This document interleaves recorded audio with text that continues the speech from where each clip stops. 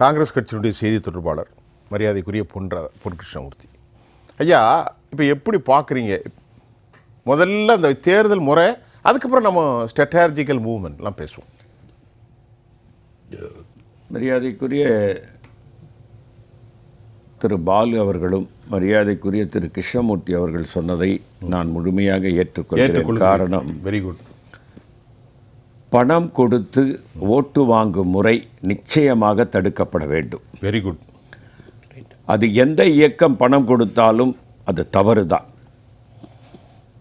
பணம் கொடுக்காமல் இன்றைக்கு ஒருவர் வெற்றி பெற்றிருக்கிறார் என்பதை நாம் பார்க்க முடிகிறது.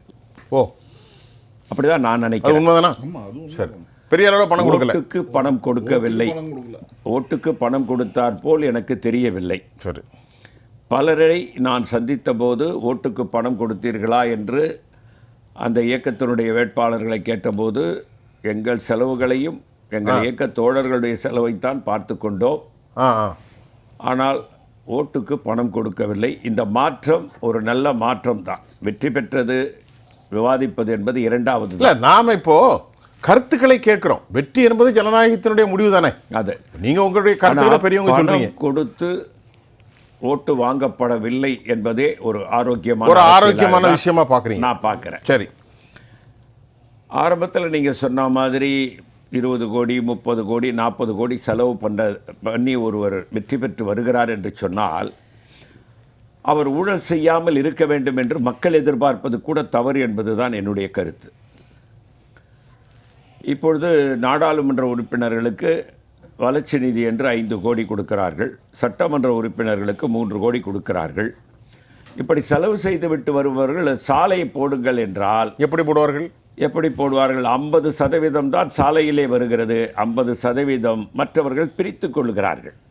தரமான சாலை கிடைக்கவில்லை. 5 பெட்டி கல் போட வேண்டிய இடத்தில் 2 பெட்டி போடுவார்கள். சில இடங்களில் கல்லை வைத்து கல்லை காட்டிவிட்டு சாலை போட்டு விட்டோம் என்று சொன்ன வரலாறு கூட நீங்கள் சினிமா படத்தில் காட்டியிருப்பாங்க. அது உண்மையான நிகழ்வு தான். உண்மை. ஆகவே இந்த நிலை மாற்றப்பட வேண்டும். இன்றைக்கு நீங்கள் பார்த்தீங்கன்னா தமிழகத்தில் 65% இளைஞர்கள், படித்த இளைஞர்கள் இருக்கிறார்கள். அவர்கள் உள்ளங்கையிலே உலகத்தை பார்த்து கொண்டிருக்கிறார்கள் செல்மூலியமாக.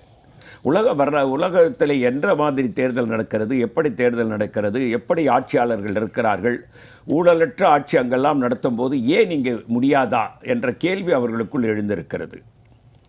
பணம் பெற்றுக்கொள்கிற பேரண்ட்ஸுகளை தடுக்கக்கூடிய இந்த படித்த இளைஞர்களும் இன்றைக்கு இருந்ததாக நான் கேள்விப்பட்டேன்.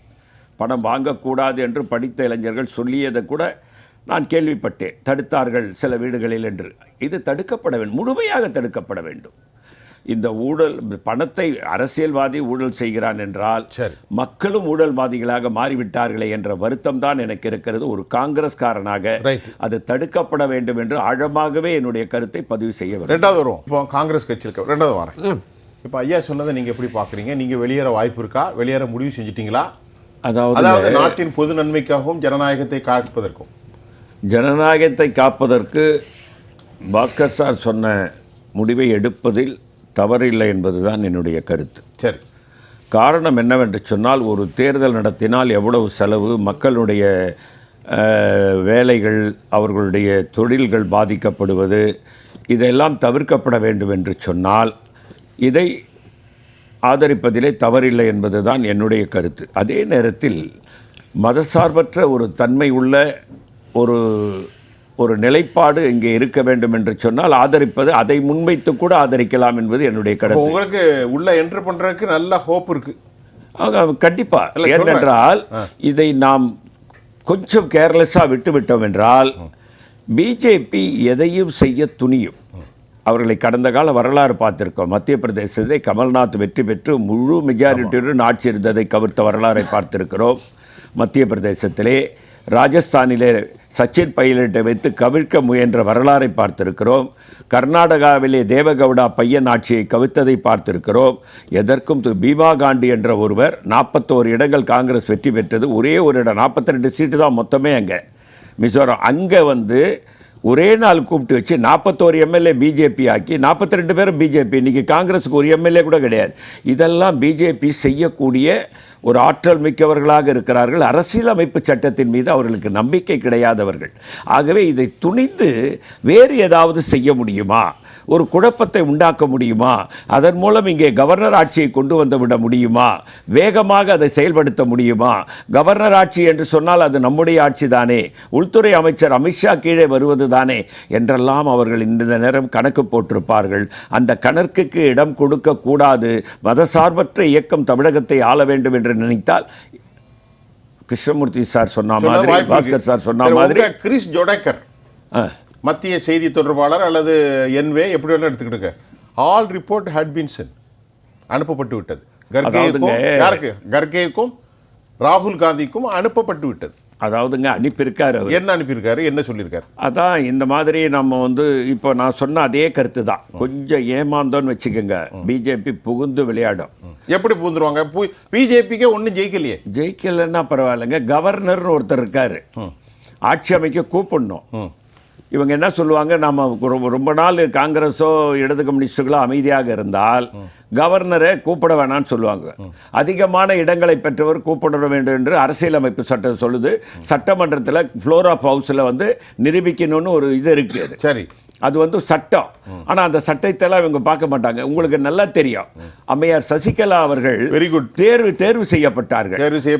தேர்வு செய்யப்பட்டதற்கு அப்புறம் கவர்னர் என்ன பண்ணணும்னா, அரசியல் எங்க அவர் மேலே சட்டம் வந்து அவர் குற்றவாளின்னு கூட தண்டனை கொடுக்கட்டும், அவரை முதலமைச்சர் பதவியில் அமர்த்தி இருக்கணும். அதான் அரசியலமைப்பு சட்டம் சொல்லுது. சட்டமன்ற உறுப்பினர்கள் தேர்வு செய்த ஒருவரை கவர்னருடைய வேலை என்னன்னா பண்ணணும். 20 நாளைக்கு மகாராஷ்டிராவில் போய் வித்யாசாகர் உட்கார்ந்துட்டார், வரவே இல்லை.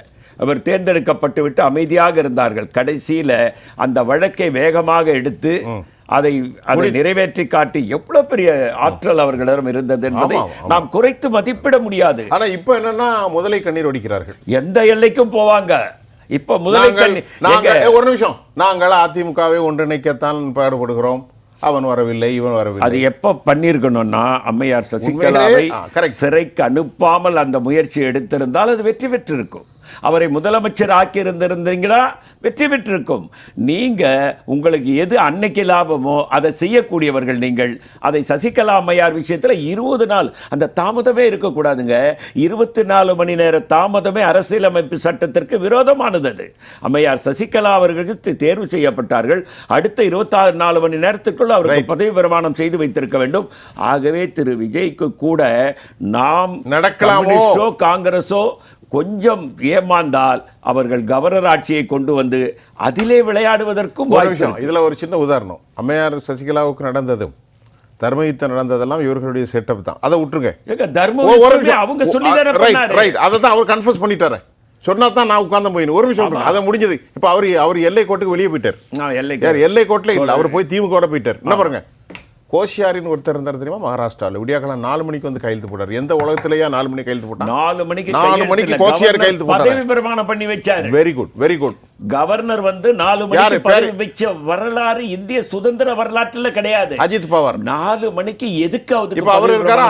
அஜித் பவார் இப்ப இருக்காரா? இல்ல, இறந்து. He is no more. விமானத்துல இறந்துட்டார். இப்ப நம்ம கிருஷ்ணமூர்த்தி, அதாவதுங்க, நீங்க ஒரு 2 நிமிஷம், ஐயா ஒரு 2 நிமிஷம். சார் சொன்னது, பிஜேபியும் காங்கிரஸும் எப்படி கூட்டணி வைக்கவே முடியாதோ அதே போன்று திமுக அதிமுக கூட்டணி வைக்கவே முடியாது, வாய்ப்பில்லை. காரணம் என்னவென்று சொன்னால், வைத்தால் புரட்சி தலைவர் எம்ஜிஆர் அவர்கள் திராவிட முன்னேற்ற கழகத்தை எதிர்த்து தான் அந்த இயக்கத்தை ஆரம்பித்தார். அவர்களுக்கு அந்த மனநிலையோடு இன்றும் பயணித்துக் கொண்டிருக்கிறார்கள். திரு பழனிசாமி ஏதோ அவர்களை குழப்பிக் கொண்டிருந்தாலும் அவர்களுக்குள் கூட்டணி இருப்பது அப்படி இப்படின்றதெல்லாம் அதெல்லாம் அந்த தொண்டர்கள் யாரும் ஏற்றுக்க மாட்டார். ரெட்டலைக்கு வாக்கு போடுற மக்களே அதை ஏற்றுக்கொள்ள மாட்டார்கள். இருக்கிறதும் போயிடும். அதனால இந்த கால்குலேஷன் வந்து சரியான கால்குலேஷனாக நான் பார்க்கல.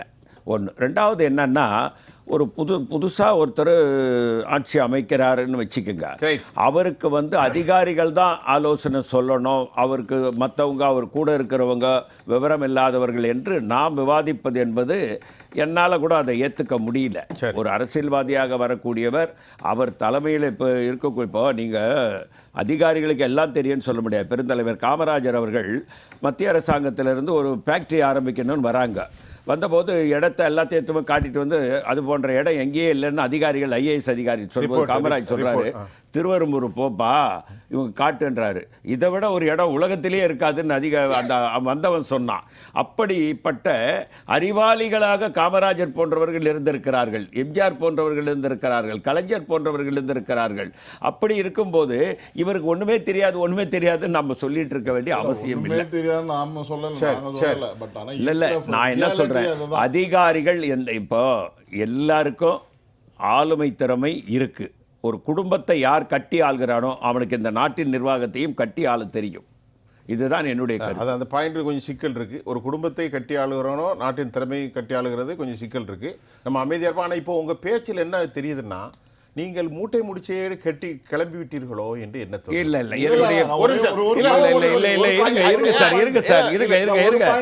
ஒரு பாயிண்ட் வேண்டாம், இருங்க நான் சொல்ற கேட்டுங்க. நாங்க மூட்டையும் கட்டிக்கல ஒண்ணும் கட்டிக்கல. இருக்கிற யதார்த்தத்தை எப்பவுமே காங்கிரஸ்காரர் அல்லவா நீங்கள் இப்படி சொல்வது என்ன தர்ம விரோதம் அல்லவா? என்ன தர்ம விரோதம்? ஒரு கூட்டணியில் இருக்கின்ற போது அவரை பெரிதாக புகழ்வதும் அவரை பெரிதாக சார் நாங்க இங்க வாதிக்கப்பட்டது என்ன, புதுசாக வந்து இருக்கிறவருக்கு வந்து அதிகாரிகள் தான் ஆட்சி நடத்துவாங்கன்னு சொன்னாங்க. சரி, அதிகாரிகள் ஆட்சி நடத்த வேண்டிய அவசியம் இருக்கும் என்று நான் கருதவில்லை என்று தான் சொன்னேன். உங்க பர்சனல் கருத்து. அப்ப லாட்டரி என்னுடைய பர்சனல் கருத்து இல்ல, காங்கிரஸ் கருத்தா கூட நீங்க எடுத்துக்கலாம். லாட்டரி குடும்பம் தான் ஆட்சி பண்ணா அததானே சொல்ல வரீங்க. லாட்டரி சின்னம்மா என்ன சொன்னாங்க? எப்படி சின்னம்மா அவங்க பிரச்சாரத்துல என்ன சொன்னாங்க? எடப்பாடி பழனிசாமி ஐயா அவர்கள் மறைமுகமான கூட்டணி இருக்கா